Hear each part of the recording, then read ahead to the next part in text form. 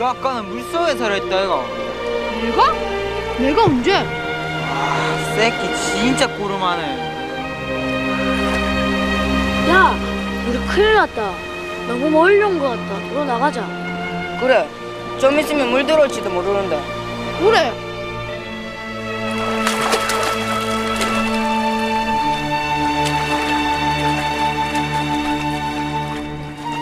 피칠갑 갱스터 영화 탑10 국내 편을 진행하고 있고요. 2위 영화를 알아보겠습니다. 2위는요. 그럼 이제부터 저희 학예 발표 전의 하이라이트인 7인조 그룹 사운드 레인보우의 공연을 감상하시겠습니다. 즐거운 시간 되시길 바라면서 소개합니다. 7색깔 무지개 그룹 레인보우 2위는 친구! 야, 그거 부산 사투리로 해야지. 아니 이거 일부러 서울말로 했어요 내가. 아니 그러니까 서울 발음인데 그래도 부산 악센트가 있어요. 시옷 발음이 인상적이네요. 그렇죠. 일곱 색깔. 자, 갱스터 영화 국내편 2위는 2001년 곽경택 감독의 그 유명한 영화 친구. 축구신. 이 자식은 나한테 그러지 마. 이 자식이 자꾸 날 아니요 쳐다보고 너. 유명 명대사를 지금 하는데 아, 쟤 쳐다보고 왜 날 쳐다보고 그렇게요. 알겠어요. 죽는다 그러어. 내가 시다발이. 축구신. 자, 이 영화는 개인적인 추억이 있습니다. 이게 제가 그때 2001년 봄에 대학로에서 데스페라도라는 LP바를 운영하고 있었는데 그때 지금 여기 있는 박 팀장과 진욱이 그리고 한두 명 더 우리 알바하는 참 풋풋할 때죠. 네, 그거 다 데리고 우리 그 영어 끝나고 네. 심야 영화를 봤지. 그렇죠. MMC인가? MCM인가? 뭐지 그게? MMC죠? 거평프레야. 거기 가서 두산 타워 있는데. 동대문 뒤에. 예. 그거를 봤던 게 정말 엊그제 같은데 20년이 흘렀습니다. 그때가 우리 22살. 와 진짜 말도 안 되는데. 예. 그때 대체 저희를 데리고 뭘 어떻게 하신 거예요? 그러게요. 저는 20대 후반, 얘네들은 20대 초반이었는데 아무튼 그걸 영화를 보고 나서 아 얘네들이 한동안 부산 사투리를 하기 시작한 거야. 따다리가 밥 못나 막 이러고. 왜? 막 야 그거는 하지 마라. 그거 좀 세다. 예? 왜요? 벌렁벌렁. 나는 개인적으로 생각하기에 우리나라 갱스터 영화는 친구 이전과 이후로 나뉜다. 아 그렇죠. 나는 이렇게 얘기하고 싶어요. 그러니까 저도 그렇게 얘기하고 싶어요. 아 그래요? 네. 네. 아무튼 이제 더 이상 퍽 이런 소리도 안 나고 그죠? 사람 때릴 때 그리고 굉장히 잔인하고 굉장히 리얼하면서 스토리가 되게 다중적으로 전개되면서 내러티브가 왔다 갔다 하면서 그래서 아주 수작이 나온 거죠. 근데 좀 수위는 굉장히 높았고 청불이었죠. 청불인데 이게 관객 동원이 엄청나게 그렇죠. 했죠. 뭐 그때 800만 당시 이상. 완전 센세이션이었습니다. 네. 2001년 당시에. 자, 영화 친구 소개를 좀 해주시죠. 네, 영화 친구입니다. 2001년작이고요. 네, 곽경택 감독. 네, 그리고 준석 역의 유호성, 그리고 동수 역의 장동건, 예. 상택 역의 서태화, 중호 역의 정운택 배우, 그리고 조금 전에 말씀드렸던 그 레인보우 리드 보컬 진숙 역의 김보경, 이외에 뭐 기주봉, 주현, 네, 내노라는 또 조연 배우들까지. 네 아버지 뭐 하시노? 그렇죠. 또 우리 김광규 배우까지. 김광규. 네, 나왔습니다. 아버지 뭐 하시노? 하면서 싸대기를 갈겼던. 그때랑 지금이랑 똑같더라고요. 네, 지금 똑같죠. 하나도 안 늙으시다고. 건달. 그러네 비슷하네. 네, 비슷해요. 네, 갱스터 영화 국내편 2위는 곽경택 감독의 친구입니다. 이렇게 보통 일반 명사를 영화 제목으로 하는 거는 정말 자신감이 있지 않으면 잘 못하죠. 영화 제목이 사랑, 그런 청춘, 식으로요. 뭐 가족, 해바라기. 해바라기는 좀 다르고요. 근데 이 친구라는 그 흔한 우리 그냥 일반 명사를 특정 영화로 업그레이드 시켜버렸어. 그렇죠. 그 정도로 당시에는 센세이션이었는데 이제 뭐 요즘 분들은 요즘 뭐 20대, 30대까지는 잘 모를 수도 있는데 아까 이 영화 틀어놨는데 아까 여기 저 작업실에 같이 있던 그 친구도 여기 나온 대사들을 다 알더라고. 31살이면 31살인데? 이게 왜냐하면 예능 프로그램 통해서 계속 회자되고 있어요. 네, 대사들이. 네, 우리가 그때 부산 국제영화제 초대받아서 내려갔을 때 부산 영화 탑10 했었잖아요. 그렇죠. 그때 친구가 1위 했죠. 그랬겠죠? 네, 그랬겠죠 뭐. 친구는 방금 얘기했듯이 그 갱스터 영화가 이 전과 후로 나뉘기도 하지만 곽경택 감독이라는 사람이 부산 출신이고 이 영화를 다 부산에서 찍었고 100% 부산 사투리로만. 그렇죠. 사실 이러기 쉽지 않았거든요.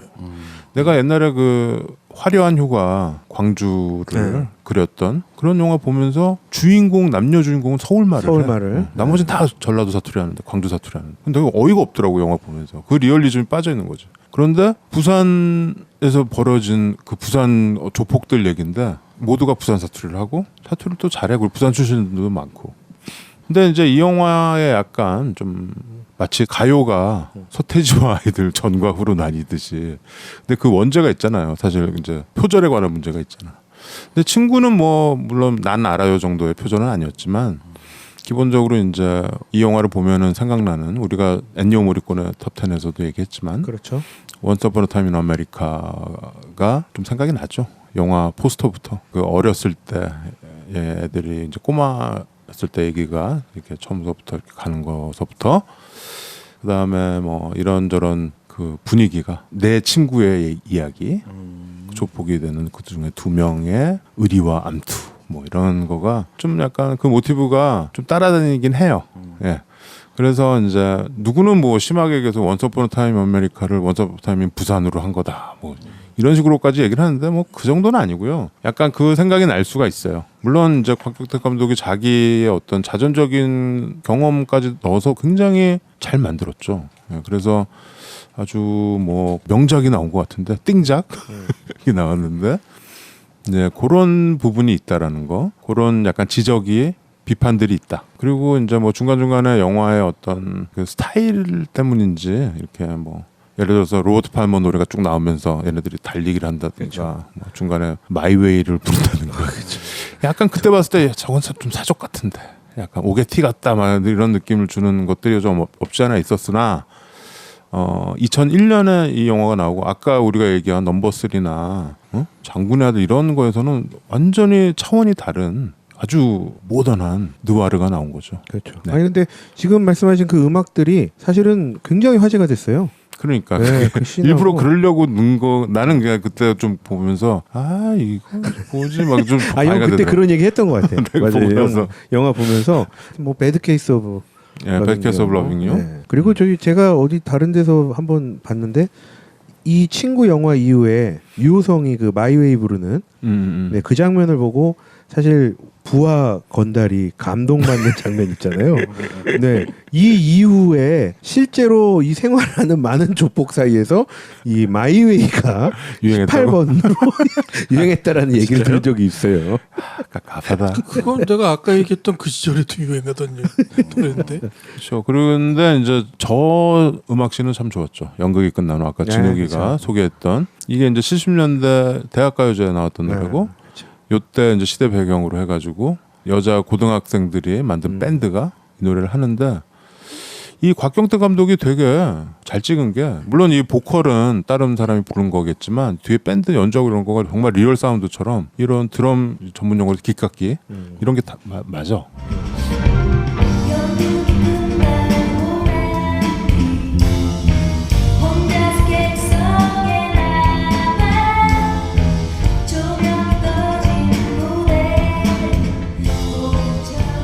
옛날에 우리나라 영화 보면은 음악 하나도 안 맞았거든. 아, 그렇죠. 심지어는 플룻 소리가 나는데 색소폰 불고 있고 그렇죠. 막 막 기타에 라인도 선도 안 꽂혀 있고 막 일렉 기타에.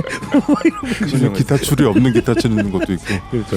그랬는데 아니 그런 아주 사소한 거에서 이 사람이 곽경택이 왜 갑자기 영화 공부하러 뉴욕 가서 NYU에서 연출 공부하고 들어와가지고 하여튼 집안이 왜 이번에 그 기생충 영화 제작사 바른손인가 거기 대표가 곽경택 누이잖아. 그 이번에 시상식 할 때도 있었고. 맞아요. 그분이에요. 조금 마른 그분이죠. 그리고 곽경택 감독도 동생은 또 뭐 그 정치인이기도 하고 뭐 하여튼 부산에서 좀 대단한 집안이신가 봐. 살아있네. 뭐 살아있네. 그래서 이게 부산에서 그렇게 찍은 영화라서 번주와 전쟁 이런 것도 사실 어떻게 보면은 친구의 연장선상이죠. 부산 배경이고 부산이라는 곳이 바닷가고 우리나라 제2도시고 범죄와 되게 와일드한 게 횡행하고 사실 바닷가 되게 와일드하다고 하잖아요. 그래서 우리도 어렸을 때 바닷가 가면 거기 그 동네 애들이랑은 건드리지 마라. 걔네들 동네 양아치들 막 이런 애들 보면은 무조건 도망가라. 그런 얘기 나 많이 들었거든. 바닷가는 특히. 그리고 바닷가 당구도 다마스도 되게 짜다고. 그건 인천 당구 아니에요? 아니요, 부산도 그렇고 바닷가가 짜서 그런가 봐요. 바닷 발음. 아무튼 그래서 아주 걸출한 영화가 2000년대 초반에 나온 거죠. 약간 그거하고는 안 어울리는 결론인 것 같은데. 그렇잖아. 다마스? 다마스로 결론이었어. 그래도 이 곽경탁 감독은 그 이 친구로 완전히 그 주목을 많이 받고 이 영화가 완전히 대박이 났잖아요. 그리고 영화도 되게 잘 만들었어요. 이렇게 촬영이나 연출이나 이런 것도 보통 솜씨가 아니었다고. 아 그렇죠. 그리고 우리가 부산 출신 감독이 부산에서 만들었다 그래가지고 약간 좀 뭐 이렇게 그런가 하고 생각했는데 전혀 아니었어. 되게 세련된 스타일. 아 그럼요. 색감도 그렇고. 그리고 사실 이게 2000년대 나왔지만 레트로였잖아요. 그렇죠. 70년대, 80년대, 90년대를 회상한 거잖아요. 그런데 되게 잘 했어요. 네. 그 촬영도 잘했고 세트나 뭐 이런 것도 굉장히 잘했고 수위도 높았고. 그러니까 영화가 모든 게 딱 된 거야. 영화 흥행의 조건이 다 갖춰진 거지. 맞아요. 그래서 사실 이 영화 이제 뒤로 뭐 아까 얘기한 똥개 똥파리와 헷갈린다는 김 PD가 똥개도 나왔고 뭐 영화들을 많이 했어요. 그리고 친구 2도 나왔죠 나중에. 그렇죠. 그다음에 극비수사 네. 뭐 이런 것도 곽경택 감독이에요. 근데 사실 뭐 엄밀히 얘기해서 친구만한 이런 띵작은 그 뒤로 뭐 안 나오는 거지. 마치 원힛 원더까지는 아니지만 이거가 아주 너무 커가지고 그 그늘에서 잘 못 벗어나시는 감독님이라고도 얘기하는 사람이 있어요. 네. 아 저도 그 당시 극장에서 봤을 때를 회상하면 거의 매 장면마다 제가 그 장면 안에 들어가 있었던 것 같아요. 느낌상 진짜로 정말 생생하게 살아 있고 막 그 진짜 부산 거기를 막 애들이 극장을 달려갈 때 저도 같이 진짜 뛰고 있었고 그쵸. 네, 정말 그 장동건하고 유호성 대화 네가 가라 하와이 그 유명한 대사 할 때 제가 그 준석이 옆에 앉아 있었다니까요. 제가 가면 안 될까요? 제가 갈까요? 야 네가 가래 오빠 이러고 네, 아니 정말 그럴 정도로 이번에 다시 봤지만 다시 봐도 전 재밌더라고요. 그리고 이건 눈을 좀 못 떼요. 이 영화 2시간인데 뭐 그리고 방금 준이가 얘기했던 것처럼 엄청난 그 유행어를 많이 나와요. 아 그럼요. 친구 아이가 뭐 이런 것부터 뭐 다들 그리고 부산 사투리 흉내내느라고 연연이 난리 없었어. 났죠 뭐 친구끼리 미안한 거 없다. 예. 그렇게 히트했던 영화가 벌써 20년 전이네. 그럼요. 내가 진욱이랑 우리 박 팀장이랑 데리고 가가지고 극장에서 봤는데 그 20년 전이야. 팝콘 먹으면서 거기 거평프레야. 그 되게 코디하고 좋았어 그 극장에. 그렇죠. 모샥 형님이 사주셨죠. 그렇죠. 그렇지. 그때 내가 사줬지. 네, 그 당시 저희를 지금 이끌고 나보다 잘 갔던 벌어 얘네가. 이끌고 갔던 형 나이가 지금 우리보다 훨씬 어린. 그렇지. 그러네요. 아, 참. 아무튼 옛날 같이 늙어가네 친구 아이가. 가만히 보면 약간 조폭스럽지 않아 이거 지금? 난 그렇지 분위기 않아. 약간 그런데 지금? 그런 거 서로 지금 뭐 포스 따지고 막 옛날 되게 싫어했어, 포스 나. 따지고 막 이런 거 같은데? 자, 근데 이 친구를 물론 우리 세대나 뭐 다 보셨어요. 특히 남자는 다 봤는데 또 무용보 들으시는 많은 분들이 친구는 또 제목만 알고 못 보신 분들이 있지 않을까 싶습니다. 그래서 우리 박 팀장의 또 스토리를 최과장 대신 스토리를 짧게 간단하게 아주 짧게. 간단하게 한번 해보세요. 우리가 소위 이제 불알 친구라고 하죠. 네, 부산에 있는 불알은 안 되나요? 뭐 아까 시발로나도 했는데 뭘?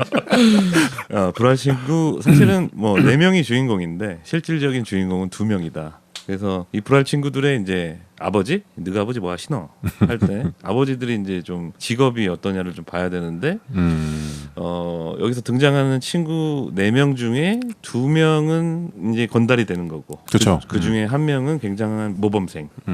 그다음에 1명은 뭐죠? 그냥 평범하다고 해야 되나? 그 나중에 횟집하는. 그렇죠. 그렇죠. 횟집하는. 근데 이제 이 영화를 계속 처음부터 끝까지 내러티브로 이제 나레이션을 하는 게 상태기. 상태기. 상태기는 이제 범생이. 이 4명 중에 범생이고 둘은 이제 조폭이 되는 거죠. 그렇죠. 네. 이게 이제 원스 어폰 타임 아메리카랑 좀 다른 거죠. 원스 어폰 타임은 4명 다 갱인데 네. 여기서는 이제 2명만 갱이고 그렇죠. 그게 이제 장동건과 유호성입니다. 유호성이죠. 그래서 유호성 씨의 이제 아버지는 약간 레임덕이죠. 약간 레임덕이 온 조폭의 보스.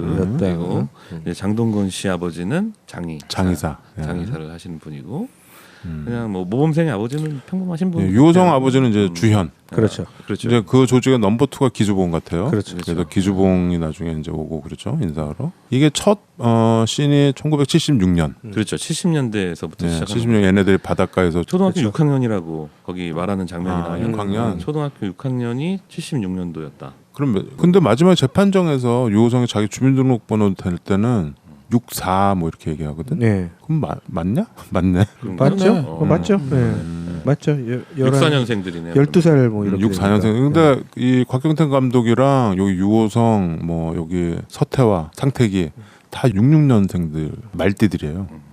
그래서 다 동갑내기들이더라고요. 나는 그 다 나이가 다를 줄 알았는데 다 동갑내기예요. 그러니까 실제로 여기 나오는 캐릭터들 나이랑 비슷한 거죠. 그렇죠. 그래서 어떻게 이 네 되나요? 명의 네. 이제 친구들이 이제 성장하면서 일어나는 해프닝인데 실질적으로는 이 건달 두 명이 이제 좀 주인공 역할을 하는 거죠. 유호성과 네.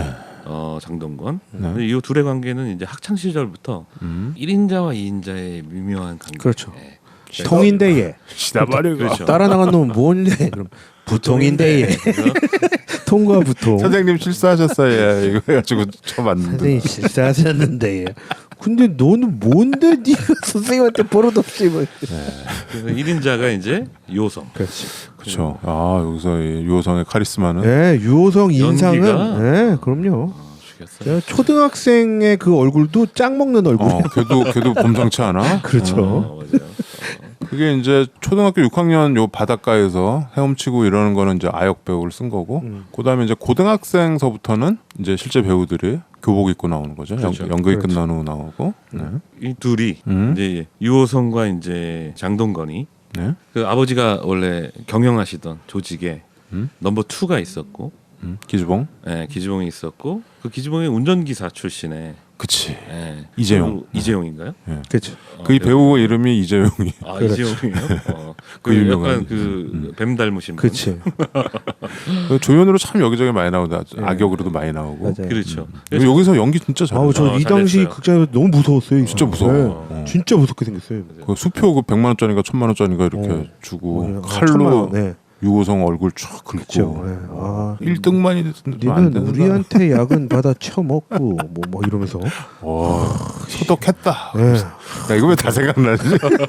아, 진짜 이 남자들. 그래서 이 유호성은 조직이 넘버 2였죠. 기주봉. 그렇죠. 기주봉의 밑에서 일하는 건달이 나중에 네. 되고, 그다음에 장동건은 빵에 몇 번 갔다가 예, 이재용 밑으로 가죠. 이재용 밑으로 가면서 어쨌든 부산 지역의 그 조폭들의 이권을 놓고 부딪히는 관계가. 아, 이재용이 상고니파다. 상고니. 아, 상고니 상고니네요, 형님. 이름이요. 상고니 형님. 그 운전기사. 상고니 형님. 그래서 나중에는 이제 그 부산 지역의 어떤 조폭들의 이권 이런 걸 그쵸. 가지고 갈등을 겪는 역할이고, 그 안에 이제 예전에 친구였다는 그 미묘한 또 갈등의 라인이 있는 거죠.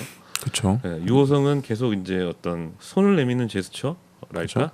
예, 그걸 하지만 이제 장동건은 예전에 그 뭐랄까 2인자로서의 서름, 그렇죠. 시다바리로서의 서름, 그게 남아서인지 그렇죠. 계속 그걸 또 회피를 하죠, 외면을 하죠. 결국에는 이제 파국의 길로 치닫는 아이 못다이가. 친구 사이에. 아, 여기 진짜 그 히트한 대사들이 많군요. 마이 무타이가. 그렇죠. 네가 가라 하와이. 네가 가라 하와이. 친구끼리 뭐 미안한 거 없다. 없다 뭐. 그 원래 친구끼리 누구나 미안한 거 없다는 굉장히 그 우리 남자들 어린 시절에 그 프렌십이랄까 이거를 굉장히 자극하는 얘기. 그렇죠. 대사였어요. 굉장히 멋있었어요. 어렸을 때. 그렇죠. 그리고 친구끼리 뭘 미안. 친구야 이것도 그렇죠. 하잖아. 친구야. 그 장면. 가장 짧은 유행어. 그렇죠. 친구야 하면서 손바닥. 친구야 하면서 택시 막. 아 맞다. 택시 치는 그 장면. 차 세워가지고 막. 그 전용도로 같은데 거기서 차를 막 세워가지고 아주 개판이야 여기. 고가도로에서 길 막고. 예, 방금 우리 박 팀장이 얘기한 것처럼 이 친구는 5파트로 이루어져 있습니다. 이게 그냥 연대 순이에요. 그렇죠? 초등학교 6학년서부터 1976년, 그다음에 1981년, 그다음에 1984년. 84년이 이제 유호성이 이제 뽕쟁이가 돼가지고 벌렁벌렁 하나 이거 그 대사 나오는 그 거기야. 그렇죠, 그렇죠. 그래서 상태기가 대학생이 돼서 방문해가지고 그렇죠. 얘를 이렇게 업고서 크리스마스 카드 사러 가는 네. 그 씬이죠. 그다음에 1990년이에요. 그다음에 우리가 지난번에 범죄의 전쟁 부산 그때 바로 거기에요 지금이. 그래서 90년에 범죄의 전쟁이 선포되고 이제 암투가 시작되는. 근데 이제 마지막 씬이 이제 1993년. 그렇게 해서 76년부터 93년까지 몇 년이니까 이게 다 64년생이니까 76년부터 뭐 하여튼 30대 초반이라니. 그렇죠. 30대 초반 정도 된 거니까. 초반에 많이 먹었네 이제. 네, 그 어떤 연대기죠. 그러니까 크로니클. 이 내 친구의 크로니클입니다. 그래서 뭐 그게 이제 원서 어폰 타임 아메리카는 어린 시절과 성인 시절 왔다 갔다 하는 거지만 그것도 크로니클이긴 하네. 쭉 이렇게 어떻게 근데 저거 자꾸 그 원스 어폰 타임 아메리카하고 연결되지 마실까요? 이제는 네. 별로 다른 영화 같은데. 그리고 이 데보라가 여기서 이제 데보라는 여기서 진숙이가 지숙이는 나중에 나오지도 않잖아. 진숙이 마지막에 나오시죠. 오늘은 재판. 키스만 해줄게. 아 진숙이 진짜 예뻤는데 이 진숙이는 뭐 하나? 그 뒤로 뭐 몇 작품 같은 거 하는데 있었는데. 그 역시 이제 친구처럼 뭐가 터지진 않은 거죠. 그 연대기가 그렇게 이제 5파트로 구성이 되는데, 그렇죠. 얘기는 쭉 이어지죠. 네, 생각보다 그 이어지는 게 굉장히 자연스럽고. 그리고 이게 이제 이 어릴 때랑 고등학교 시절을 거의 영화의 한 3분의 1이 넘게 그렇죠. 다루고 있습니다. 그래서 이 영화가 우리가 공감이 많이 되는 거예요. 이게 커서 이게 조폭들이 살벌한 막 사시미 칼 들고 다니는 그거가 많지 않고 이 앞부분이 굉장히 길어요. 그리고 마지막에 엔딩 씬도 어릴 때로 다시 돌아가고 그래서 우리의 어떤 감성을 만져주는 거예요. 공감이 되게. 그렇기 때문에 친구가 되게 수위도 높고 되게 하드보일드 된 영화인데도 불구하고 우리가 좀 이렇게 친숙하고 좀 좋았다라는 느낌이 있는 거야. 있죠. 그게, 그게 이제 감독의 어떻게 보면은 기술이 들어가는 그렇죠. 거죠. 그 바탕에 또 우정이란 게 이렇게 쫙 깔려 있으니까 더 좀 친근하게 좀 와닿았던 것 같고요. 저는 이번에 다시 보면서 좀 눈여겨봤던 장면이 그 유호성과 장동건이 유호성 아버지 장례식에서 네, 벽에 담벼락에 앉아갖고 그렇죠. 네, 장동건하고 나누던 그 대화 그게 참 기억에 이렇게 많이 남더라고요. 네, 보면서 사실은 거기에서 이제 장동건이 나 내일부터 이제 그 이재용 상곤이 형. 네, 그 밑으로 들어간다 이렇게 얘기했더니 거긴 건달 아니다 거기 양아치다 뭐 이러면서 이제 얘기를 하는데 애들한테 약한다고. 그렇죠. 예. 근데 그거는 대부에 나오는 시츄에이션이에요. 이제 그러면서 사실 이제 둘의 갈라짐 네. 그런 것들이 이제 되고요. 어둠이 깔려 있는 그 골목으로 싹 장동건이 다 이제 들어가는 그런 장면에서 유호성이 다시 한번 불러서 아버지 엄 잘해줘서도 고맙다 하는데 그 떨리는 목소리 있거든요. 그러면서 장동건이 아버지한테 전해줄게 하면서 이제 딱 그 어두운 골목 안으로 싹 들어가는.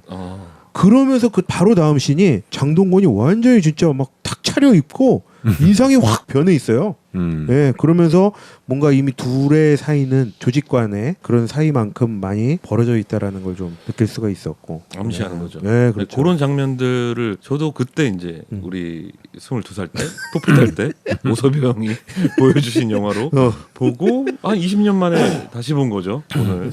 그러니까 그런 장면들이 머릿속에 남아있진 않더라고요. 굉장히 카리스마 있는 장면들이 너무 많아서 친구 나 본 거 아니야? 라고 생각했다가 다시 보니까 그런 디테일한 장면들이 굉장히 연출이 섬세했구나. 맞아. 그렇죠. 그런 이게 걸 많이 영화 느꼈어요. 뭐 누누이 얘기하지만 무용부에서 늘 강조하는 거지만 좋은 영화는 보고 또 보고 하는 겁니다. 그렇죠.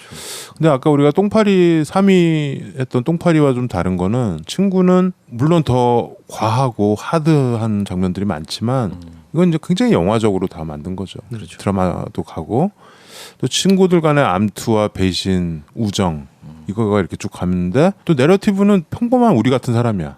우리 같은 사람이라보다도 뭐라 그러죠? 이게 뭐 학비리. 학비리? 약간 이게 제3자가 지켜보는 범생이. 모습이지. 근데 얘네들랑 친한 친구고 특별히 유호성과 서태와는 둘이 또 친해. 그렇죠. 각별한 사이야. 네, 또 다른 걸 나누고 있죠. 그래서 친구 아이가 이거가 되는 거지. 그렇죠. 어렸을 때 이제 사고 치고 그 극장신. 예. 극장에서 패싸움하고 막 잘리고 이런 상황에 이제 상태기가 서태화가 이제 가출하려고 장롱에서 돈을 훔쳐다가 훔쳐가지고 가출하는 장면이 나오죠. 그 옥상신도 또 기억에 남아요. 그거는 이제 샷이 아주 멋있었죠. 네, 그 부산 야경이 이렇게 그렇죠. 나오고 상태가 잘했다. 유호성이 뽕 맞기 전까지 굉장히 멋있었어요. 아 멋있었죠. 그렇죠. 그 삼촌들 얘기 막 하면서. 네. 근데 바로 다음 장면이 그 뽕쟁이가 돼가지고 담요에 네. 벌벌 떨면서. 그렇죠. 약기운이 떨어지면 이렇게 된다고. 거기가 이제 또 나름 상태가 사모하던 레인보우의 진숙이가 그렇죠. 유호성과 같이 살고 있죠. 그 연기도 좋았는데 그 다음에 이제 크리스마스 카드 사러 아 갔는데 그 그렇죠. 상태기한테 이렇게 네. 엎혀가지고. 그때 연기가 굉장히 나하고 약속 하나 하자고. 네. 나중에 내가 개인 택시. 개인 택시 하나만 뽑아달라고. 참. 그 연기도 잘했죠. 잘했어요. 근데 이제 유호성이 그 아픔을 딛고 약을 끊고 다시 조직으로 복귀하고 이제 거의 뭐 중간 보스, 거의 보스가 돼가는 거죠. 그렇죠. 그래서 이제 부산 지역을 장악했는데 그 라이벌인 상고니파의 장군동건이 넘버 2가 된 거야. 이게 태극기 휘날리며보다 전 분이죠. 전이죠? 제가 어렴풋이 기억나는 게 장동건 연기가 그 당시에 장동건은 연기를 되게 못한다고 생각하고 있었거든요. 아 맞다. 우리들의 천국이라는 드라마 혹시 그렇죠. 아시나요? 네, 옛날 MBC 드라마. 네, 거기서 장동건의 그 발연기를 제가 잊을 수가 없어요. 정말 어린 마음에 나를 안 봐가지고 자꾸. 우리들의 천국이 저 김찬우 나오고. 김찬우 나오는 그 건데 김찬우. 장동건이 되게 미술을 하고 싶은데 뭐 아버지가 되게 엄해가지고 뭐 이런 거였어요. 그래서 뭐 반항하면서 기찻길에서 뛰어가는 씬이 있었는데 그게 손발이 막 오그라들어가지고 어쨌든 그래? 그런 이미지를 갖고 있다가 생각보다 연기를 잘했네. 그때 그렇게 느꼈던 것 같아요. 아니 근데 내가 봤을 때 장동건 나는 뭐 드라마는 잘 안 보니까 영화들 쭉 봤을 때 친구에서 장동건은 정말 굉장했어요. 잘했어요. 네. 물론 유호성이 있었으니까 장동건이 튀었는데 사실 장동건 보면 정말 전 세계가 인정하는 꽃미남이잖아. 그렇죠. 이렇게 예쁜 꽃미남이 약간 이 시다와리가 하면서 그 약간 넘버 2 같은 그 야비하면서 네. 컴플렉스에 시달리는데 막 그런 조폭 행세를 하는 거야 막. 그렇죠. 근데 그거를 굉장히 잘한 거죠. 그렇지. 예. 그리고 그 부산 사투리도 장동건 서울 사람인데 부산 사투리 이렇게 잘하더라고. 그 범죄와 전쟁도 최민식은 중간중간에 좀 어색한 사투리들이 많았거든요. 물론 대사가 많아서 그랬지만 여기도 장동건, 요성, 뭐 서태와 그리고 정운택. 정운택 이 배우는 뭐 불미스러운 사건으로 약간 아 그래요? 옛날에 무슨 대리기사 폭행해가지고 거의 커리어가 결단난 것 같던데 하여튼 그 불미스러운 사건이 있었어요. 코미디 많이 나왔죠. 코미디 저기 그 뒤로, 예. 많이 했는데 몇 년 전에 그런 일이 있어가지고 좀 뭐랄까요, 좀 커리어가 그 뒤로는 안 보여요. 뭐 그리고 또 이 서태와 이 배우 있죠. 여기서 나레이션하는 상택이. 그렇죠. 이 배우는 원래 이 성악가야. 성악 전공. 어디서 노래도 했던 것 같아. 이 영화 말고 딴 데서. 뭐 어디 유학도 갔다 오고 성악을 했는데 곽경택 감독이랑 동갑이라서 그런지 하여튼 이 영화에 캐스팅이 돼가지고 이 배우도 이 영화서만큼 뭐 이렇게 도드라졌던 작품이 있었나요? 마스터 셰프 코리아 나오잖아. 마스터 셰프 그래요? 그래? 뭐 이렇게 그게 뭡니까? 그 요리 경연하는 먹방? 거기 나왔어요? 어. 출연진으로? 아니 출연진이 아니라 그 연예인끼리 하는 그런 거 있었지 않았나? 본 것 같아요. 그래서 약 요리하더라고. 그리고 여기서 이제 또 도르코로 나왔던 아 그렇죠. 김정태. 여기 또 해바라기에서 오태식이 왔나? 뭐 이거 그 배우잖아. 그 저기 엘리베이터에서 그 어. 죽는 그 엘리베이터에서 장동건한테 찔려 죽는. 네. 어태식이 슬퍼서 어쩌냐. 맞아. 걔가 더 슬프게 해줄게. 그 귀걸이 떨어뜨리는. 근데 여기서 장동건을 암살을 하려다가 미수에 그친. 뭐 하여튼 이런 많은 배우들이 다 부산 사람으로 해가지고 나온 거죠. 그래서 뭐랄까요, 이 임팩트가 그 뒤로 많은 영화들의 영향을 많이 끼쳤습니다. 뭐 심지어 뭐 범죄와의 전쟁 보면서도 친구가 생각날 정도니. 그런데 이제 이 친구의 명성을 딛고 친구 2가 나왔죠. 물론 1편의 명성에 힘입어서 뭐 이렇게 영화가 흥행을 실패하거나 이런 건 아니었는데 친구를 생각하고 가서 본 사람들이 다 이제 실망하고 발걸음을 돌렸던. 너무 오래 걸리지 않았나요? 투 나오는 게? 그래 좀 오래 걸렸고. 오래 걸리기도 스토리가 좀 이상해. 13년도 개봉으로 돼 네, 있는. 맞아요. 오래 걸려. 김우빈 나오고 막 이래서. 김우빈. 네. 이상해. 그렇게 했었는데. 그러니까 악기 다 똥된 거야. 빨리 하든가 했어야 되는. 그러니까 마치 대부 3 같은. 근데 대부 3는 좀 더 갈 거잖아 지금 또. 지나고 나서 또 평가를 받는 면이 이러지. 없잖아 했는데 친구 2는 좀 그렇죠. 게다가 곽경택 감독 작년엔가 그 장사리라고 장사리. 전쟁 영화. 근데 이거 전상륙 작전을 그 페이크하기 위해서 그 뭐지 그 흔들기 위해서 만든. 그런데 이제 그 영화가 엄청 제작비 들여서 만들었는데 폭망했죠. 본 사람도 덜어 있던데 봤어? 장사리 본 사람. 아직 못 봤어. 못 봤습니다. 그게 망했어요. 그래서 혹자는 당분간 재기하기 힘들 것이다 뭐 이런 말도 하더라고요. 근데 참 그 영화 감독이라는 게 그런 것 같아요. 상업 영화는 계속 흥행을 해야 되는데 이게 스필버그도 뭐 타율이 한 6, 7할 정도밖에 안 되잖아요. 천하의 스필버그도. 그래? 그럼요. 그래도 중간중간에 이렇게 장타 한 번 정도 쳐줘야 되는데 그게 안 되면은 제 아무리 곽경택 감독도 지금 약간 슬럼프에 빠지신 것 같습니다. 근데 뭐 또 다시 초심으로 돌아가서 이런 영화 또 하시면 되지 뭐. 그렇죠. 아무리 그래도 친구가 있다고 가정을 하면 우리가 어렸을 때 운명적으로 약간 그런 대치 상황이 있더라도 친구를 죽일 수 있나요? 그러니까 이 영화의 그 모티브가 되게 세서 그 이후로 친구 드라마도 있어요.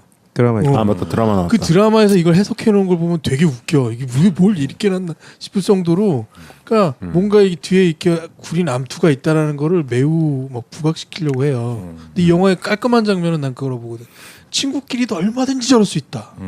근데 그거를 나중에 뭔가 이 그럴 만한 개연성을 주기 위해서 별 장치를 다 갖다 놓고 그 사실 친구 2도 막 약간 그런 장면인 것 같기도 하고. 근데 정말 이 영화가 강했던 건 그 친구였던 자기 아버지를 염려줘서 고마웠던 그 친구가 이 사회생활 하다 보면 충분히 등등 올리고 서로 칼질할 수 있다. 이게 가장 강력한 부분인 것 같은데 그걸 자꾸 약화시키려고 들더라고. 근데 뭐 영화에선 이런 거가 아주 잘 쓰이는 소재죠. 먹히니까. 뭐 자꾸 원스 어폰 어 타임 얘기를 해서 죄송한데 또 하려고? 거기서 이제 굳이 뭐 말하자면 거기서 이제 제임스 우드랑 로버트 드니로가 여기서 이제 유호선과 장동건쯤 되겠죠. 둘이서 이제 약간 헤게모니 싸움이 있고 여기서는 시다바리오와 보스가 딱 구별이 되지만 거기서는 잘 안 되고 거기서 이제 친구들을 죽이잖아. 불을 내 가지고 넷 중에 2명을 태워 죽이잖아. 그러면서 자기가 신분 세탁을 하는 거죠. 그렇지. 친구를 죽인 거 아니야. 그 어릴 때부터 친하던 친구들을. 사실은 셋 다 죽이려고 한 거지. 그렇지. 너 최근에 봤구나 그 영화. 저한 1년 사이 봤죠. 아무튼 원서부터는 그만 얘기해야 되겠다. 혼나겠다. 아니 이거는 친구는 이게 배경이 부산이었기 때문에 되게 각별해진 거야. 어떤 이 느낌들이 다 살아있는 거지. 그 바닷가 아까 진우가 얘기한 그 부산 야경을 배경으로 해서 둘이서 나누는 대화. 그렇죠. 고삐리 때. 그 다음에 왜 그 항만에 이 뭡니까 그 이게 생선 잡아오면은 이렇게 창고 같은 거. 네, 뭐 냉동 창고. 그 사업을 하잖아 요정이. 그래서 그 형님 찾아가가지고 다 나가 있어. 그러면서 그렇죠. 형님으로 대우해 주는 거라고. 그 형이 막 이정이 막 욕하다가 이거 동생 거의 동생. 뭐 그런. 그리고 아까 사생결단 얘기하면서 잠깐 얘기했는데 부산이 좀 그런 와일드한 거기가 이제 배들이 왔다 갔다 하고 범죄와 전쟁도 보면은 부산 세관에서 일하잖아 최민식이. 그래서 히로뽕 같은 거를 저기서 수입해서 일본으로 가고 뭐 이런 식으로 그러니까 약간 중개무역 같은 거 하는 중간 기착장 뭐 이런 역할도 했거든요 부산이. 그러니까 떡을 만지다 보면은 떡 고물이 묻는 거 아니야 손에. 그래서 부산에 이제 그런 뽕쟁이도 많고 약쟁이도 많고 막 이렇게 되는 거예요. 그래서 사생결단 같은 영화가 나온 거죠. 그래서 그런 배경도 있고 해서 모든 게 다 산 것 같아 느낌이. 방금 그 말처럼 이 영화는 약간 향수 마케팅이 깔려 있는 영화라고 봐요. 그러니까 오작이 얘기한 것처럼 한 10년, 20년 전에 자기가 정말 겪었던 그 분위기를 연출해 줌으로 인해서 흡입력을 확 갖는 거지. 방금 얘기한 것처럼 약간 메모리, 추억 마케팅, 향수 마케팅에 굉장히 이 영화의 압도적인 부분이에요. 그렇죠. 거의 처음이다 이게 싶지 않을까? 그렇지. 그러니까 물론 이 전에도 이런 영화들이 뭐 가끔 있어. 뭐 예를 들어서 전태일 그런 것도. 맞아. 기억나. 근데 이제 그런 건 70년대인데 이거는 70년대부터 90년대까지를 쫙 다시 오는 거잖아. 그것도 서울도 아니고 부산. 부산인데 근데 우리랑 뭐 크게 다르지 않잖아요. 여기 교복 입고 다녔고 그 회수권 10개를 11개로 쪼개가지고 나 그거 기억나거든. 그럼요. 그리고 뭐 조오련과 거북이가 하면서 네, 바다 거북이. 조련 얘기를 하는 거지. 그 조오련 얘기가 여기서 되게 중요한 모티브예요. 처음이랑 끝에 나오니까. 그렇죠.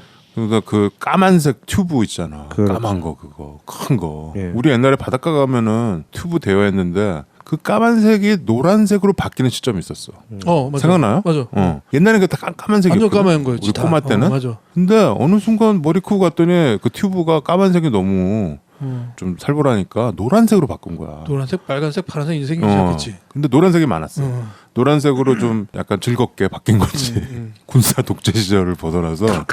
근데 그런 게 있는 거지. 근데 얘네들은 까만 튜브를 가지고 노는 거야. 70년이니까. 그리고 버스에 안내양이 그렇죠, 있고 그렇죠. 오라이 하면서 버스 때리고 그렇죠. 그 시절을 우리도 겪었거든. 토큰 내고. 응? 그러면서 80년대로 오면서 뭐 그 그룹 사운드 해가지고 뭐 80년대 정말 서울에도 엄청 유행했던 롤라장. 그렇죠. 아 롤라장. 나는 아직도 기억이 나. 내가 고1 때인가 동대문에 진짜 우리나라에서 제일 큰 롤라장이 있었어. 있었지. 내 친구들이 맨날 거기 가는 거야. 막 내 친구들 고1 때? 고1이었나? 한참 늦게 간 거다. 중3인가? 중3 정도 돼야지. 근데 애들이 맨날 거기 갔는데 나는 전혀 관심이 없어서 그런 거야. 나는 그때 이제 막 락 음악 듣고 막 그랬으니까 롤라장 가서 무슨 뭐 하고 노나. 근데 어느 날 친구들이랑 갔는데 와, 별촌지더라고. 그러니까 큰 스타디움 같은 데서 그냥 롤러 스케이트 타는데 그 사운드가 여러분들 왜 큰 나이트 같은 데 그렇죠. 가면 음악 사운드가 뭐 한 10kg 정도 쌓아놓고 앰프 트는 거지. 근데 그 사운드가 너무 빵빵해. 그때 당시에 내가 거기서 무슨 마이클 잭슨 뭐 이런 걸 들었는데 죽였겠네. 사운드가 황홀한 거야. 그래서 나는 그 스피커 앞에서 한참 동안 음악을 듣고 있었어. 그래? 그 정도였어? 그리고 앞에 보통 컬럼 스피커였는데. 이제 그때 막 MTV가 처음에 나올 때거든. 그래서 MTV 뮤직비디오 뮤직비디오랑. 계속 무한 반복하면서. 근데 애들 노는 건 또 가관이더라고. 거기 롤러스케이트 타고. 여기 보면은 여기는 좀 조그만 그런 건데 그때 그 동대문의 그 롤라장은 너 가봤냐? 그때? 동대문은 아닌 것 같고. 동대문 딴 아니야? 데는 가본 것 같아. 중학교 2학년 때인가 1학년 때. 롤라장은 저희 초등학교 때 아 그때 있었어? 가봤어? 가봤죠. 네. 런던 나이트. 그렇지. 그런 노래 런던 나이트? 저기 뭐야. 런던 나이트. 아 빰빰빰 이거 할렘 디자이어 뭐 이런 거 나오고. 참. 테이크홈이 나오고 막.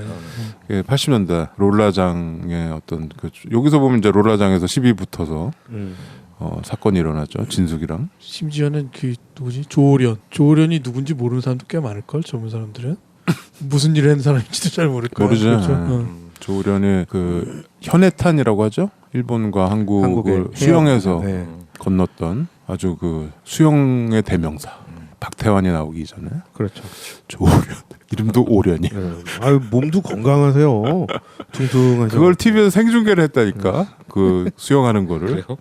그 어렴풋이 기억이 나네요. 그러니까 여기서 조련 뭐 이런 얘기. 70년대인데 얘네들이 왜 그걸 알지? 조련은? 여기 맞나? 70년대니까 알죠. 아니 70년대 아 그게 조오련이 현해탈을 건넌 건 그 우리 뒤야? 때고 원래 아시아에서 은메달인가 땄어. 예, 뭐 처음으로. 대회에서 아시안 게임이 아시안 게임에서 은메달인가 따서 그때 이제 아시아의 물개. 최초로 이렇게 메달 딴 사람으로 기억나는 거지. 아시아의 물개라는 타이틀은 그때 붙은 거고 나중에 이제 그분이 현해탕을 건너는 거지.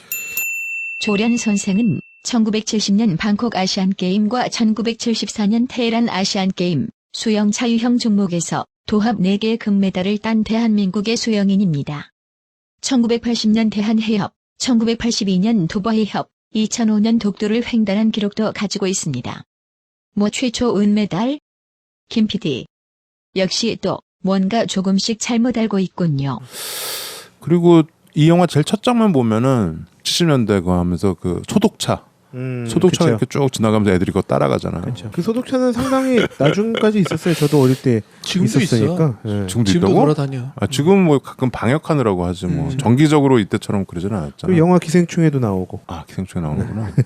옛날에는 못 살고 막 머리에 이 있고 막 이랬으니까 엄마들이 소독차 오면 애들을 내보냈다고 하더라고요. 그거 맞아. 쫓아가라고. 몸에 그 몸에 이 기생충 없앤다고. 기생충이 아니고 그 깔고 다니면 회충도 없어진다고 그랬어. 회충이 없어져? 진짜. 회충이 없어져 정도 사람 막 죽을 텐데. 쫓아다니고 연기 맞고 막 이런 회충도 저는 없어. 어릴 때 그 차 뒤에 쫓아다니다가 그 너도 쫓아다녔어? 예, 친구들 없어지잖아요. 순간적으로 안 보인단 말이에요. 막 서로 소리 질러 막 어디 있어? 나 여기 있어. 그럼 막 깔깔깔깔고 그리고 가만히 있으면 서서히 보이거든요. 그 재미. 그러니까 여기서는 이 영화에서는 애들이 이제 그 될성 부른 나무 떡잎을 알아본다고 어릴 때부터 얘네들이 절도를 하죠. 그 자욱하니까 막 훔쳐 그렇죠. 뭔가를. 예. 나중에 어떤 놈이 수박을 훔쳐왔어. 그 무거운 걸. 그리고 저기 뭐 성인 잡지도 팔고요. 사진 막 이런 그렇죠. 것도 팔고. 그 다음에 여기서 나오는 게 그 베타 테이프. 베타 테이프 플레이어죠. 그러니까 이게 이제 80년대 90년대 되면서 VHS가 나오죠. 그렇죠. 그래서 그게 이제 대중화가 됐는데 이때 부자들 집에 가면 이 베타 테이프 플레이어가 있었어. 80년대 그게 초일 거야. 그렇죠. 70년대도 있었어요. 그래서 부자들은 일본에서 소니 그거를 가져와서 베타 테이프로 보는 거야, 영화도. 근데 나도 내 친구네 집에 가서 본 적이 있는데 베타 테이프는 좀 작아요. 그게 이제 방송국에서 베타캠이라고 이제 90년대 말 정도까지는 드라마나 뭐 이런 거 미니 시리즈 다 베타로 찍었어요. 그렇죠. 그래서 베타 편집실이 있었죠. 그러니까 VHS보다는 좀 작고 그 맞아요. 테이프인데 이제 그거 꽂아가지고 맞아요. 똑같이 생겼는데. 테이프를 하는 건데 이제 아니야 그게 전혀 급이 달라. 왜냐면 그 베타캠 플레이어 하나하고 이 녹음하는 이 세트거든. 이게 딱 1대1 편집기라고 해서 그거 딱 2천만 원이었거든. 저 방송국에나 가야 있는 거고 우리 때 그러니까 나 방송 같은 거 할 때는 막 바뀌는 시대였거든요. 그래서 2000대 초반에 처음으로 HD가 나왔어. 그래서 내가 MBC에서 제일 최초로 찍은 HD 드라마를 내가 음악을 했죠. 80년대 6학년 때 그 야한 포르노를 본 거는 빨리 본 거 아닌가? 아, 엄청 빨리 봤죠. 그건 얘네들. VHS. 얘네들 다 그때쯤 얘네들. 보지 않나? 아유 저는 뭐 그냥 저도 저는 그때쯤이었던 나 것 중학교 같아요. 1학년 네, 때쯤 중학교 1학년 때쯤인 것 같아요. 엠마누엘 부인을 봤어. 저는 그래도 90년대 초였거든요, 그래도. 그렇죠. 우리가 1980년도에 칼라 TV 방송이 시작됐으니까 82년도에 프로야구 생긴 거고. 그러니까 되게 우리가 다이나믹한 현대사를 살았어요. 우리가 그게 어렸을 때지만. 정말 전두환 정권 딱 잡고 나서 거의 그런 부분에 대한 아주 대놓고는 안 하지만 매우 급속도로 그걸 풀어버린 기억이 나. 그래서 감히 상상도 못하던 것들이 막 돌아다녔어요. 그러니까 이 영화의 탁월한 점은 이 우리가 공감하는 막 그 플레이보이 이거 이렇게 찢어가지고 막 100원에 팔고 막 이러면서 우리가 보면은 저거 우리도 옛날에 저랬나 막 이러다가 갑자기 얘네들이 살벌해지는 거 아니야. 사시미 칼 들고 조폭에 갔다가 아까 그 우정은 그대로 있는데. 그러니까 우리가 영화에 굉장히 당하는 거예요. 이게 어떻게 보면. 그러니까 감독이 처음에 막 이렇게 호객행위를 하는 거지. 영화 앞에 동심, 향수. 약을 열심히 파는 거야. 말하자면. 그래서 앞에 한 30분 약을 열심히 팔았어. 그래서 갑자기 조폭의 세계를 확 끌어들이는 거지. 그러니까 우리는 보고 있다고 다 빨려 들어가요. 어쩔 수 없이. 그리고 사실 이거 어떻게 보면 되게 전형적인 클리셰 같은 얘기들이 가는 건데 우정과 배신하냐. 그런데 거기에 되게 빨려 들어가서 그 약쟁이 저거 그 예쁘던 진숙이를 저렇게 막 안타까움. 저한테 왜 저런 말을 하지 막 우리가 그 상태기 심정이 되잖아요. 예, 내러티브의 심정이 돼서 제가 저런 애는 아니었는데. 그렇죠. 그리고 이제 한 가지 더는 흔히 말하는 칼이 뭔지 그 칼이 어떻게 사람들한테 작용하는지를 매우 드라이하게 이렇게 서술해 주는 게 있어. 그 인턴 교육. 뭐 그런 걸 하면서 실제로 그 사건이 벌어지잖아. 엘리베이터 이런 그게 사건들. 이제 이 친구들 가장 폭력적인 씬이죠. 근데 그 자체가 그래서 더 무서운 것 같아. 아 저게 뭔지를 알려주니까. 칼 맞으면 어떻게 되는 줄 아나? 막 이러면서. 그렇죠. 실제로 어떤 게 나오는지를 막 얘기해. 냉동 창고 씬 거기에 이렇게 둘이 이렇게 꼴라주로 이렇게 나오죠. 그런 게 더 씬에. 무서운 거지. 그리고 확실히 뭐 이렇게 표현이 정말로 과격한 건 맞지만 그 자체가 사람들한테 정말 그러겠구나라는 걸 확 느끼게 하잖아. 그렇죠. 그때 당시에 볼 때 그게 처음 듣는 칼에 대한 지식이었던 그렇죠. 것 같아요. 충격적이었지. 그리고. 칼이 부러질 친구 수도 볼 때. 있다고? 하고 맞으면 아무 소리 못 하고 계속 소리만 지른다고. 아 그래서 사시미를 쓰는구나. 그러니까 제가 그 칼에 대해서 그렇게 자세하게 표현돼 묘사되어서 지식으로 쌓였던 건 그 친구의 그 장면하고 공공의 적 유해진이 설명하는 그치. 오잇 칼 그거 하는 거랑 칼을 이렇게 잡으면 엄지가 나간다. 엄지 손톱이 나가죠. 오 그런 것들. 그건 쓰는 사람 입장이고 이건 만든 사람 입장이 되게 얘기했잖아. 그래서 내가 들었던 것 중에 하나는 칼을 이렇게 막 칼은 안 쓴다라는 거야. 칼 끝만 남겨두고 다 감는다는 거야. 안 그러면 죽으니까 사람이 진짜. 그리고 특히 뭐 내가 이것도 이제 옛날 아까 얘기했던 그 친구한테 들은 거야 사실은. 그래서 찌르는 것도 사람의 몸통을 찌르는 게 아니라 주로 다리 부위나 그렇죠. 허벅지나 이런 곳을 해서 그 사람이 저항하지 못하도록. 그렇죠. 이게 기본이라고 막 얘기해주고 막 그런 걸 들었던 기억이 나요 나도. 그래서 얘기가 얘기를 알고 있잖아요. 진짜 전문적인 짜증난다. 그러니까 그런 거예요. 그러니까 실제로 우리가 피상적으로 알고 있던 것들이 얼마나 겁나는 건지를 지식적으로 알려주니까 되게 더 겁나는 거야. 저는 이 당시 친구 볼 때 제가 이렇게 눈물을 쏟았던 장면은 법정에서 이제 유호성이 이제 증언을 하고 사실 보는 관객들이나 친구들이 원했던 답이 아니고 준비된 답변이 아닌 다른 답변을 하고 이렇게 면회실에서 이제 만나서 대화하는 장면 있잖아요, 둘이. 네. 예, 근데 거기에서 유호성이 시간이 없다. 10분밖에 없다. 뭐 부모님 잘 계시냐? 막 이때부터 제가 막 눈물이 이렇게 막 나는 거예요. 그 너무 소중한 친구인데 이 철장을 하나 놓고 그 가운데에서 시간이 10분밖에 없으니 우리가 그동안 못 나눈 대화를 빨리 나눠야 되겠다라고 해서 정말 친구끼리 그냥 아무렇지 않게 물어보는 이 대화가 저의 눈물샘을 자극을 하더라고요. 사실 이번에도 보면서 또 같은 장면에서 눈물이 나는. 그러니까 요성은 사형을 언도받은 거죠. 그렇죠. 네. 그래서 형장의 이슬로 사라지는 장면 비슷한 게 나와요. 네, 그 뒤에 장면은 우리나라 사형 제도가 언제 없어졌죠? 없어지진 않았지. 그러니까 집행을 안 한 게 언제죠? 90년대 초 아닌가? 저 김영삼 때 김영삼 때인가? 더 안 한 게 시작한 거지. 요때가 이제 요성이 마지막으로 이제 혜택을 받은 뭡니까? 혜택이 아니고 그거군요. 집행을 당한.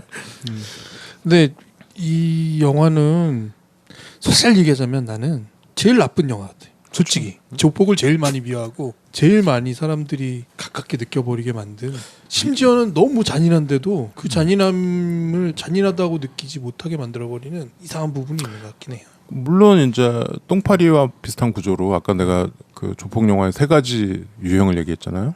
저 위까지 올라갔다 추락하는 경우, 중간까지 갔다 추락하는 경우, 계속 윗바닥에 있다가 그때 죽는 경우, 그 세 가지 경우인데 이건 한 중간 정도 되는 거죠. 그래도 왜냐면은 장동건이나 요성이나 약간 조직의 보스급, 중간 보스급으로는 갔다가 그렇게 돼버리는 거잖아요.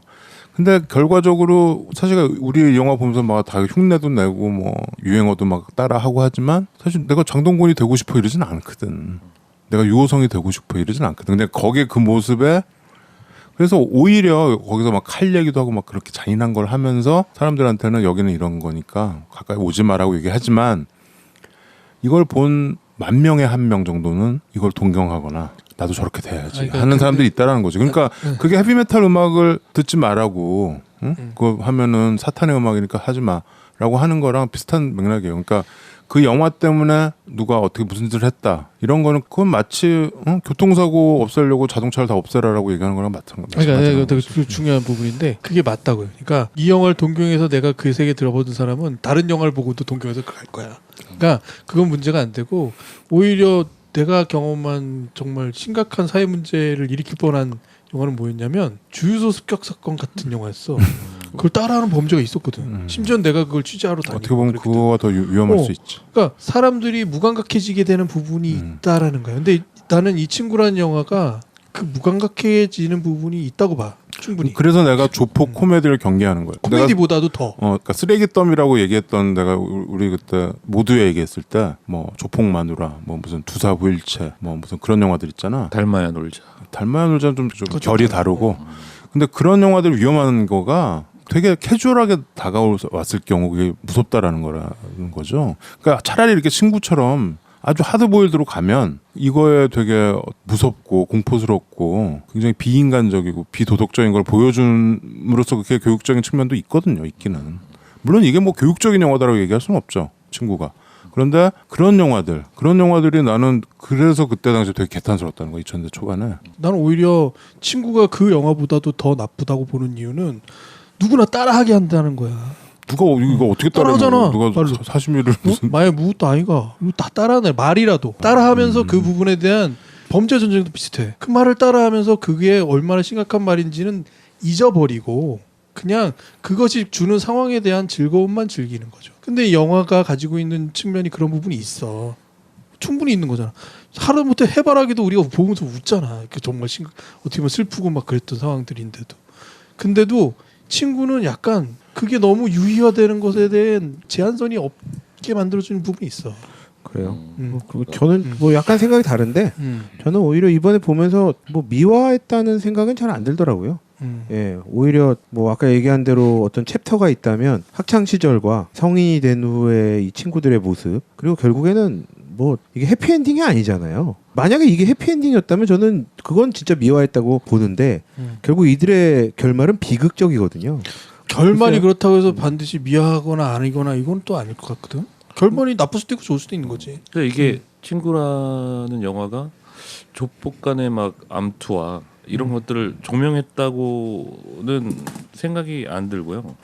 오히려 이제 운명의 장난질이죠. 어떻게 보면은 옛날부터 같이 해왔던 친구들, 그다음에 성인이 돼서의 어떤 갈린 운명들, 그리고 친구로서 다시 이제 대척점에 만난 이 지점들, 그래서 다른 조폭 영화들 완전 대놓고 그냥 그 세계를 조명하고 그거를 웃기게 뭐 연출을 했든 아니면 진짜 진지하게 연출을 했던 그런 영화들보다는 오히려 조금은 조명의 포인트가 약간 진짜 제목 그대로 친구, 엇갈린 운명 이쪽에 있지 않았나.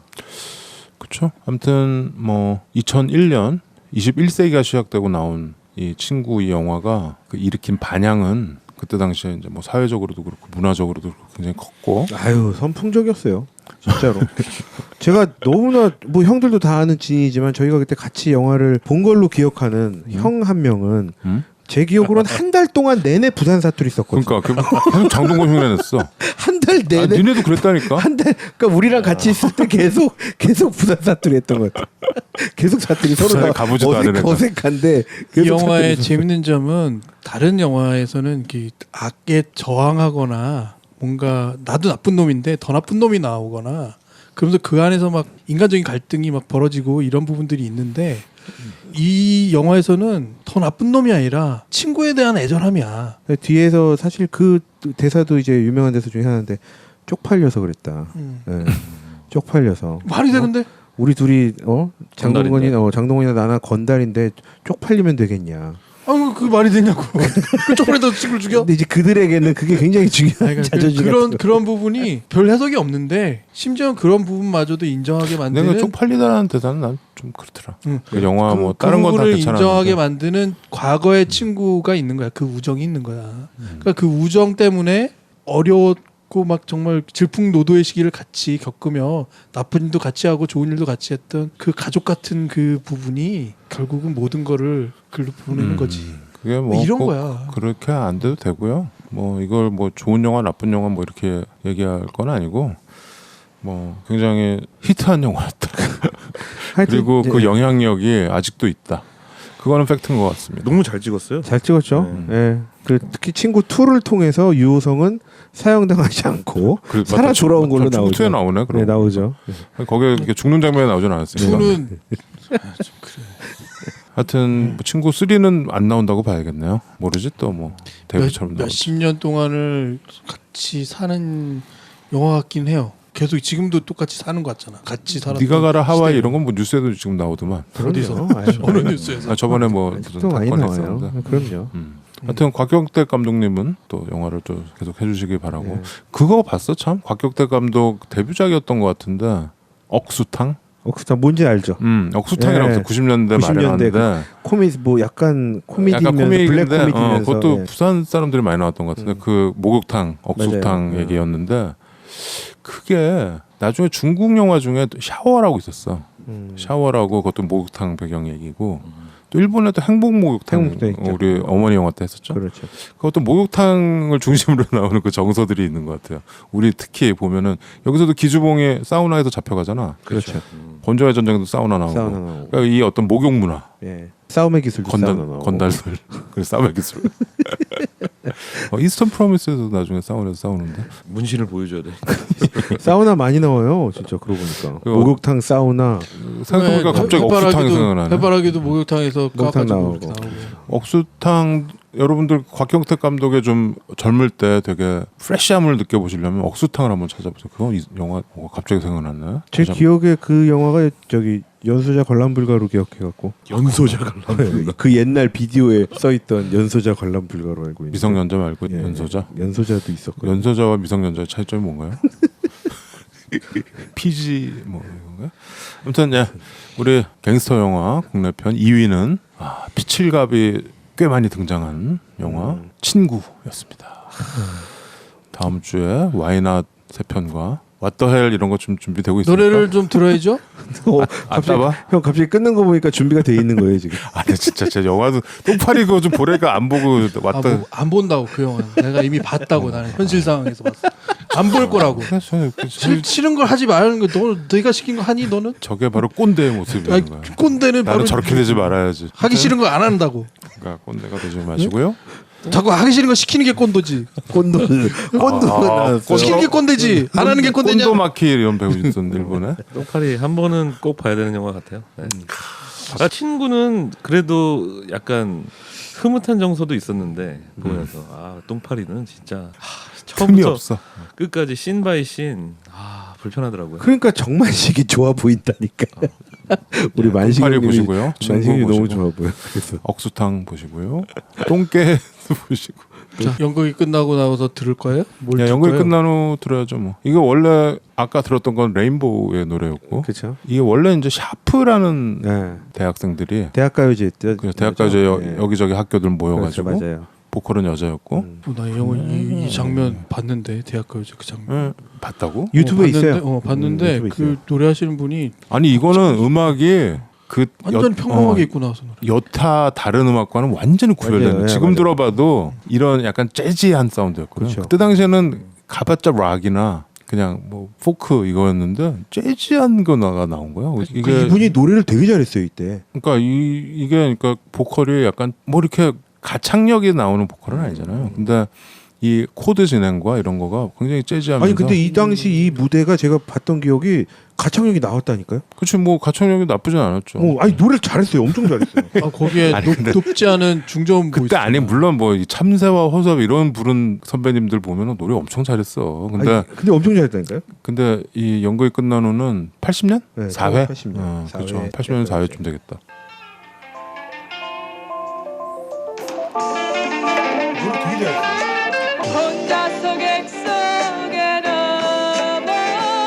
노래 잘하잖아요. 곡 구성이나 특히 가사 이게 연극이 끝난 후그 그렇죠. 관중의 심정과 네. 무대에 있는 사람들 심정 같이 보여줘도. 이거 가사도 되게 잘 졌어. 진짜 근데 이 불 꺼진 무대에서 이 노래 들어본 적 있어요? 되게 무서워요. 아 그러셨군요. 네. 나 무서워 죽. 아무튼 샤프의 네. 정확하게 40년 전 노래입니다. 진짜? 40년이네. 네. 연극이 끝난 후를 들으면 40년. 막무가내 신체 공격 영화 리스트업. 무슨 영화